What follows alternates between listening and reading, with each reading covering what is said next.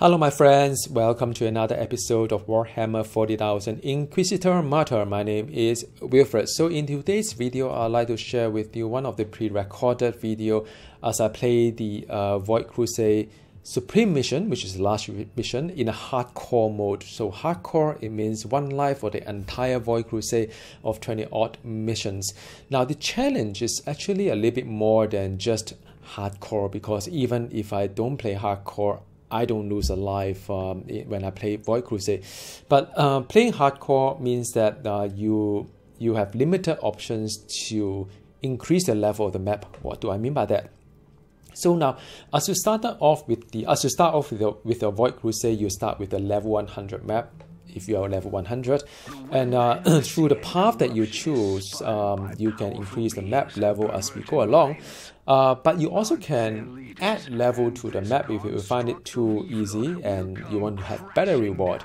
And to do so, there are tarot cards to help you. Now, there are two types of tarot card. One is to give you to provide you with the death penalty, which could be like start the mission with 1 life. Every 5 minutes, you lose 1 life. Every time when you resurrected, you lose 25% of the hit points, and so on. So there are things like that to sort of like make the game more interesting. Another option, of course, is to buff the damage of the enemy. So in this particular video, you see is a supreme mission whereby the enemy's physical damage has been buffed, so it's even harder.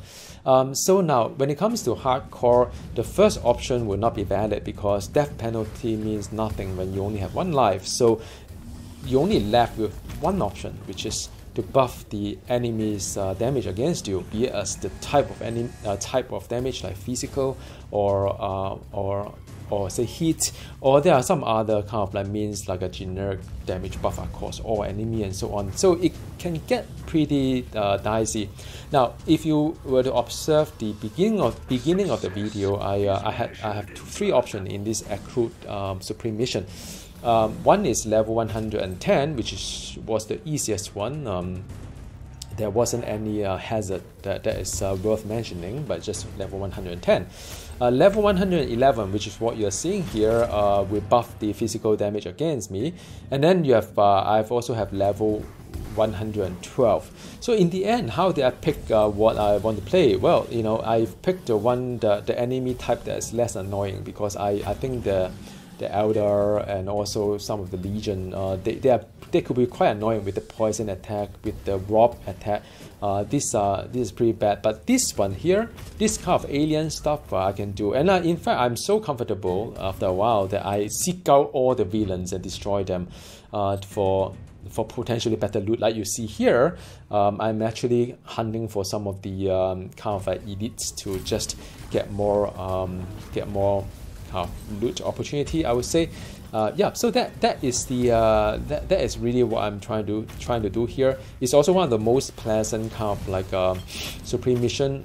No annoying kind of like a final boss to deal with. It's just pure quest wise eliminate 6 targets, which is kind of more than what normally do. So all these are pretty straightforward. Not that hard, I would say. It's just as long as you can sustain the damage against you, you're fine. Now, also in this week, there is a very interesting buff. So every week, if you are new to this game, every week there's a buff, and you can sort of like know what buff is going to be. Some buff the currency, some buff like, you know, you have more reputation, or some buff is like you have more favor, which one of another currency. Some will give you more credit, and some will give you like a lesser requirement to open up a Void Crusade. And this particular week, there are 2 types of bubbles. One is the blue bubble, another one is the purple bubble. So one is really to sort of like give you more belt kind of like a supply for you to pop more things that you do with the belt. In this case, it's a shield for me. Or the pink one is the armor. So armor, we can do like a missile for this particular armor that I use, or it can be either the so-called the leap or the jump. That is a very good mobility, and there's another one I can't quite remember what the Crusader does. But yeah, I mean, no, this week is very interesting. I think this week will be it's really good for you to complete any challenges that you want to just complete, because it's so much It's a bit easier if you collect all this bubble, but it doesn't make the content any easier anyway. You still need to deal with all this nonsense around you, but at least you've got options to pop more shield and be more like invulnerable at the period of time. So yeah, I mean, that is what I've got here, and I think one of you asked, like, you know, why do I skip some of this bubble?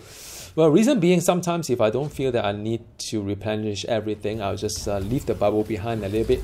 In the event whereby I need to, you know, desperately need the supply box, which I can't find, then I go back and find the bubble instead. So bubble doesn't get despawned so far, so that's pretty cool. So I can just leave it there if I don't need it. But if I need it, I would go ahead and have it. Yeah.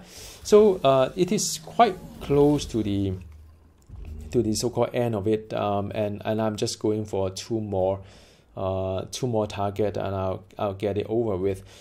Do I enjoy this build, by the way? I mean, I think maybe just talk a little bit about the longevity of the Crusader, because I've been playing the Crusader for hundreds of hours. If you look at my Steam kind of like you know, statistic, I think I'm hitting close to 300 hours with this game, and it's one of the longer game I played of late. I mean, of course, put aside things like Marvel Heroes or World of Warcraft or even Diablo 3, I don't really play a single game for that long. So this game managed to hold my attention for quite some time. So I guess that's good news. I think that's good news. Yeah, I mean, I'm just going through all these things. Every week I've been playing a little bit on the glory as well, to see where I am against the, you know, the rest of the community. I would say how much I've accomplished. So yeah, that's the end of the Void Crusade. It's a mission completion, quite straightforward. I'm quite surprised that at level 111 I'm doing quite okay. A little bit of spoiler alert, I did get one slight upgrade, and the I mean, it's one of the signum. So I've and also this info fragment against the chest was good, because I've identified the two chests I don't want, which is the Archaeotech Shard as well as some code. The rest of it I just opened, and there's a lot of loots there. But other than that, I've got another Greataxe that gives me a bit of interesting buff, you know, against the bleed, kind of like a DOT damage over time. It's close to 600% actually. I thought it was pretty cool, which unfortunately I did a lot of testing on this new Greataxe. Is quite similar to mine. It's just that mine popped the shield, while the other one does the more insane level of damage over time. But I found that it's still not feeling the oomph to it. So I therefore concluded that perhaps a bleed build is not really one of the most optimized build. It's fun, but it's just not that great, I would say. All right, so thank you very much for watching, and this is really the last bit of it. Hardcore Void Crusade is supposed to give me better loot, but in reality, I'm still struggling to see how some of these loot really can kind of benefit my progression. I do have a lot of gear, but it's just not that relevant to what I'm doing. So yeah, I mean, this is it, and I'm also excited to share the next video with you when I do the Unholy Cathedral, and that is probably one of those challenges I want to complete before I just wrap up this build. All right, any question, feel free to ask me, and happy to answer any question that you may have. All right, I'll talk to you again next time. Goodbye.